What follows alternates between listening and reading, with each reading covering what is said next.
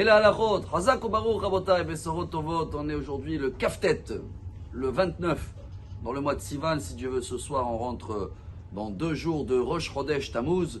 Et aujourd'hui, c'est une journée qui, de la base, elle était très joyeuse, mais 40 jours plus tard, elle a terminé très très mal. Le 29 Sivan, c'est le jour où les 12 explorateurs, on les appelle en français les Meraglim, ils sont partis vers leur mission en Israël, car la Torah, elle témoigne. 40 jours, ils étaient le touriste, Yatouro.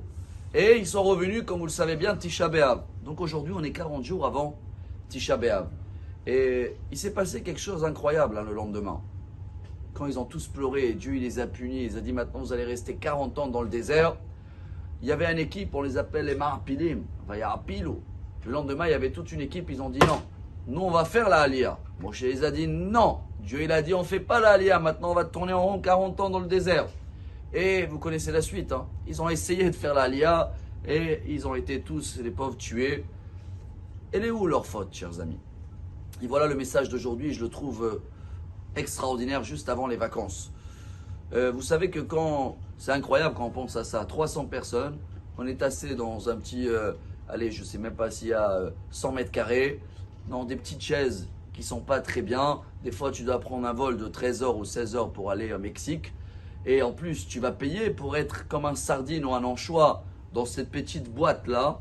Et tu fais avec. Et même, tu vas applaudir à la fin. Merci, t'es bien arrivé. Mais imaginez-vous 2 heures de retard avant le vol. Ou pendant l'avion qui tourne en rond, on ne peut pas atterrir. C'est fini, on n'a plus du pas. Tout le monde, oh là là, quel vol et le retard et dans l'aéroport. Mais je comprends pas. 15 heures, tu as accepté d'avance d'être comme ça, et 2 heures de retard dans la même condition.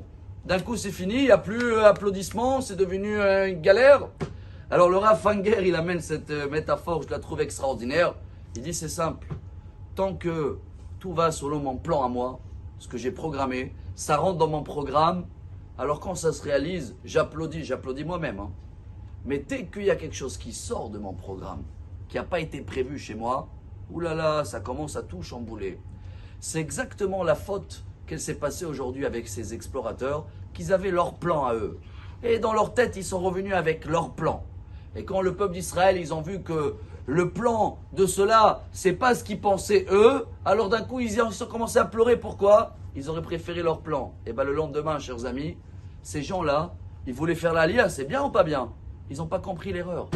Ils ont cru que comme ils ont parlé de mal d'Israël, alors demain, nous, on va défendre Israël, on va faire l'Israël. C'est pas ça le problème.